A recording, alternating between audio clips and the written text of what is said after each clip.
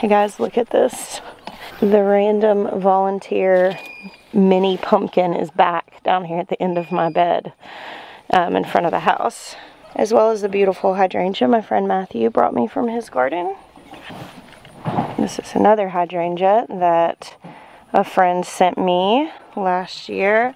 And then back here are some dahlias coming back. And then of course these massive things. I didn't plant anything up here this year, so this all came back.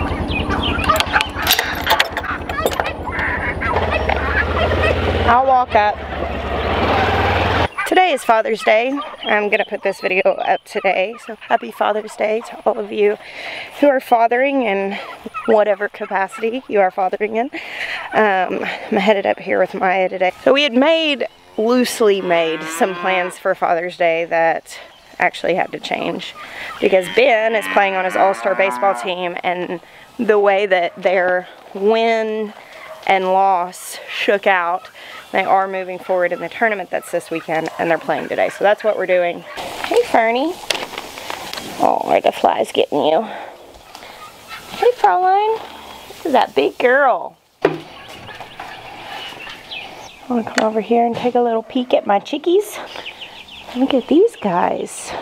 Actually see a little light shining through here. So I'm going to fill up. So these are the chicks that I hatched from the eggs I got from the girl on Instagram. So these will all be colorful egg layers. If you guys remember, this is a little update on that.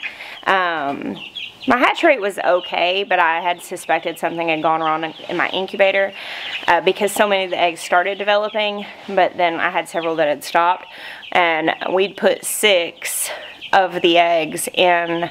We have a Sportsman, like a big nice incubator also that Wes keeps and runs because he breeds. We don't hatch that much anymore, but he breeds chickens and sells them, and so he has our other incubator. He put 6 in at his house and 5 out of 6 hatched, so it was my incubator here. That I don't think it was the incubator made an issue. I think something went wrong. It was probably operator error. I think I had it too full, and several people told me that a thunderstorm can affect hatching.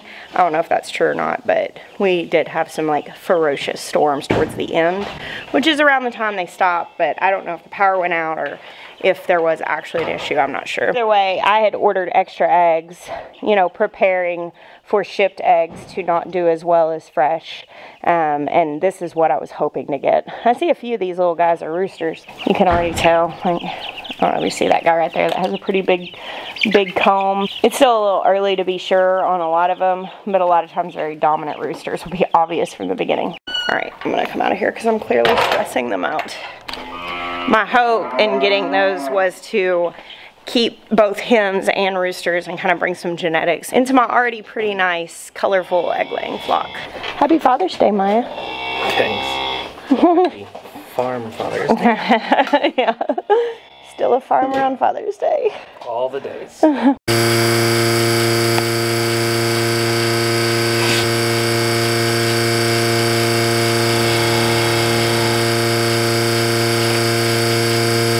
The boys were inside doing their inside morning chores, getting their room tidied up and stuff ready for us to be gone at the game all afternoon.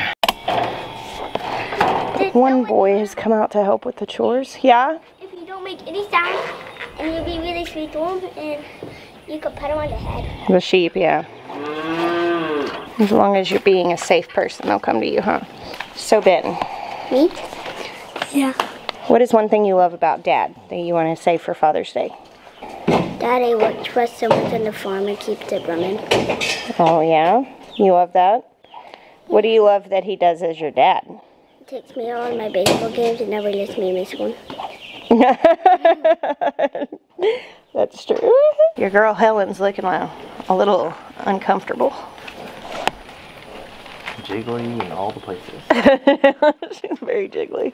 I can't believe how full her udder looks. I mean, like when she walks, it looks like her hips are coming out of joint.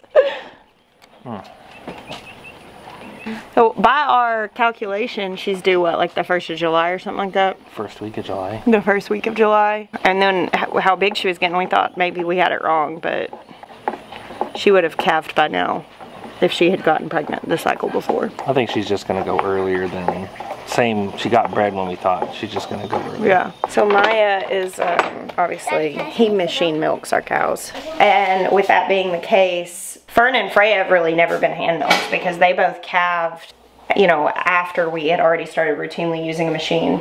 Recently I was talking to a friend who just is looking to get into cows. She asked if she could come for a milking lesson, and it made me realize that Fern and Freya have really never been hand milked, other than like a little bit at the beginning with colostrum. But for the most part, we've put them on the machine. And I was kind of curious on if they were like hand milkable, so I'm gonna try. It has been a minute. She has never been hand milked. Let me just say back down.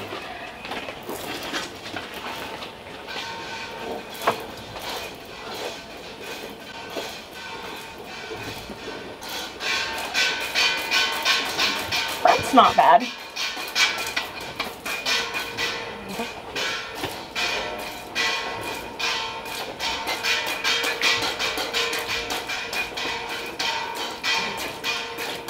So, let's talk real quick about what to look for when you're looking for a cow, and then I'm going to get out of the way and let Maya put the machine on her. So we knew we were going to be machine milking with the number of cows we had. So when we bought Fern and Freya, we were not concerned about hand milking being a priority. So you see how small these teats are? The way cow's milk comes out, it's not like goats. It doesn't go back in. She's ready. She's letting her milk down. So you kind of have to squeeze it each time, and these back ones point in the wrong direction and are too small. It scratch your itch. Well, thanks for appeasing me. I was just curious. But she's also a first-time heifer, so It'll change. She'll change. In fact, Helen, when we got her, she was very difficult to hand milk. It took about 45 minutes to empty her out. But I was noticing with Helen getting huge as she gets close to birthing, her teats are way bigger than they used to be now that she's on her third calving. But if you are looking to get a family cow that you're planning on hand milking, like, it really matters that they are physically disposed to being hand milked. So like with these girls, they were shown in 4-H, the lady that bred them. A lot of times with 4-H cows, you're dealing with artificial insemination, which they were bred by artificial insemination. They were born by artificial insemination. And these bulls that are used for that. Smaller teat size is not something that's viewed as negative in the commercial dairy world because they're all milked by machines, and smaller teats are actually beneficial for machine milking. Like Hope has huge, good hand milking teats. We say handles. She actually, if they were much larger, they wouldn't fit in the machine. Anyway, cow teat size, you can add that to the list of conversations you never really thought you'd have before you became a homesteader. But we've put way more consideration into that than I ever thought possible. Helen's udder is so full. I just cannot imagine her going another 2 or 3 weeks. How much milk do you got? I am curious about trying to hand milk Helen though once she does calve, because I think that she's going to be more disposed to that now. Not really a Father's Day, I guess it can be a Father's Day discussion. Like to dive off deep into hand milking versus machine milking cows. Happy Father's Day! Holidays and homesteading, you know, it's just one of those things that you're always a homesteader every day, no matter what the day is. Whenever you weigh out the pros and cons of hand milking versus machine milking, I think there's a solid argument for both sides. One, machine milking is cleaner. Like, there are less risks of contamination getting in as long as you're obviously cleaning all of your equipment regularly, which we are. It's faster. And just sat there and hand milked her for a minute or 2 and got very little out. And whereas Jeremiah hooked the machine up on her and 7 minutes later, 6 minutes later, she's empty, 2.5 gallons are out. Like, very fast. Physically, it is easier to hand milk if you can handle the heavy lifting of the equipment. So, you know, that machine, once it's full of multiple gallons of milk, can weigh upwards of 30 plus pounds. So if that's not a problem, lifting that and moving it around. For a lot of people, staying in the squatting position for a longer period of time, the muscle required for hand milking is more than they can do. Especially if you do have a cow that's somewhat difficult to milk. I mean, it can take something like 30 minutes to get all of the milk out. Jeremiah, actually, the reason why he moved to machine milking, he hand milked a little bit, but his left leg that had all the tumors in it when he was in the Marine Corps, core that he had to have all the surgery on, the reason why he limps and all that stuff, it doesn't bend. Jeremiah's left leg, like when he has to squat down, that leg has to be out. And that's kind of dangerous. Like he caught a kick in it a couple of times from a cow, and that's when he was like, I can't do this. So that was his reasoning for going ahead and moving to machine milking. Now, as far as hand milking goes, to me, there is an intimacy to it. I mean, you're hands-on. It is old-fashioned. It is, I think, like a romantic farm thing. It's very idyllic, I guess, of being a farmer, is to milk a cow. So I like that. Sometimes it's easier. If you have a cow that's easier to hand milk, like Hope, I mean, I can milk her out entirely, milk that 2.5, 3 gallons out in like less than 15 minutes. And so when you consider like setting up the machine, breaking it down, cleaning it, just hand milking one easy to hand milk cow is faster than fooling with a machine. But if you're milking multiple cows, or if you have a cow that's difficult to milk, or if you have a physical limitation, obviously machine milking would win out. And I think it's very situational on which one is easier. The big argument in my mind for hand milking is sustainability. So if there were ever some sort of like catastrophic situation that we didn't have power, obviously we can't run that machine without power. We have a generator because we have all of these cows that are very difficult to hand milk. You have to think about these things, because if we didn't have power, the cows would still have to be milked or face infection. So we have to keep a generator option to be able to milk them by machine, because if we didn't have that, we would have to milk them by hand, because they would risk infection if we didn't. And if we had to milk them by hand and they're that difficult, you're looking at potentially hours of trying to get all the milk out in whatever emergency situation puts you without power. So that's not ideal.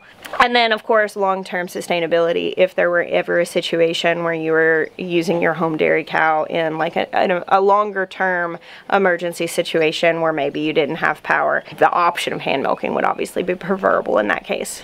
That's probably a whole nother topic for a whole nother vlog. I mean, like we have all of these jerseys that eat a certain amount of grain every day as a supplement, because commercially bred jerseys are typically grain dependent. And so there is the argument that that's not sustainable anyway. Like if there were a situation, I mean, these cows would probably need to be dried off, and we would lean more heavily into our hybrids. And that's what we're working towards, is some hybrids that are maybe more sustainable. Anyway, happy Father's Day. There's some comparisons of hand milking and machine milking a cow. Hey boy. Hey Toby, what's something that you love about Dad that you want to talk about on Father's Day? I love how he does all these fun things for us, and he's just really nice, and he does a lot of fun stuff for us, and it's really nice of him. Dad's super fun, huh? Yeah, he's really fun. Ezzy, what's something that you want to say about Dad for Father's Day? I'm trying to think of a good one. Good thing to say. Instead of just like How he does kind things when he doesn't have to do things. How he does kind things when he doesn't have to do things? Yeah, that's true. You know, is it weird for me to just show my green tomatoes in every single video because I'm so excited about this? Oh yes, we're officially at the part of summer where there are snacks at every visit to the garden. Well, for me. You don't want any of this? Alright, little quick sidetrack in morning chores. Maya, will you please share a piece of advice to the fathers and maybe a bit of encouragement? Piece of advice and a bit of encouragement. There you go. What is It's like I'm talking to myself. No, they're there. If I had to give one piece of advice for fathers, I have a tendency to steer away from like cliche stuff like, you know, spend time with your kids, it goes by so fast. Like, that's all important. But I really feel like I should share is, guys, take care of yourselves. Do what it takes to get healthy. Do what it takes to, you know, be here longer for your kids and for their kids. You know, for anyone who has lost a parent and felt like it was too soon, you'll know exactly what I'm talking about. Like, do the hard things now so that way you can be here longer and be available to them, because that time's going to matter. You know, change your diet, go to the gym, do what it takes to be there for your kids for as long as you can. That's been what you've really been jumping into the last couple of years. It is. That's why. More so even in the last year. A lot of decisions, and I'm not saying it's easy, but it's not necessarily supposed to be easy, but it'll be worth it.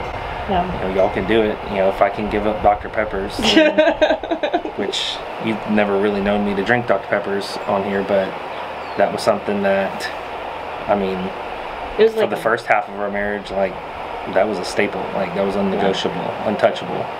I'm never gonna not drink my favorite soda. Now, I haven't had Dr. Pepper in years, many years. Yeah. And it's just, that's one thing, and then that led to another change, and that led to another change, and I think it's important. I know it's hard. I know it may not feel like it's important right now, especially if you guys are in your 30s or 40s, but had my mom made different decisions for her health and taking care of herself, you know, she'd still be here.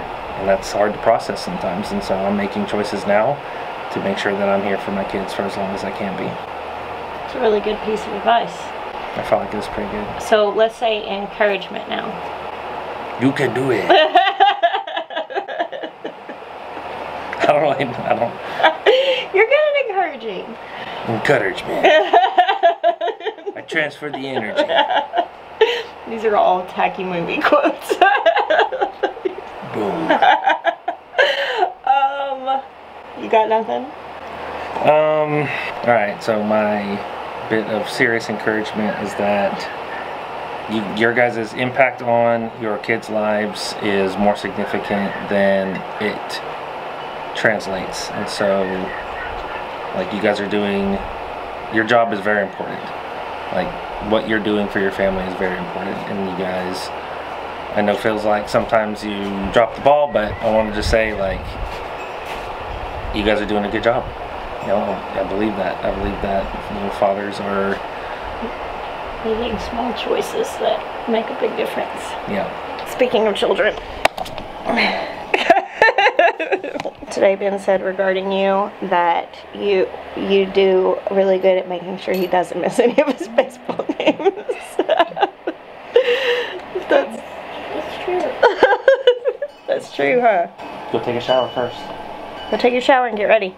Okay. Well, thank you for sharing your input on our Father's Day / hand milking machine milking vlog. Seems like a reasonable thing to put together. Thank you guys for hanging out with us today. We bless you. Until next time.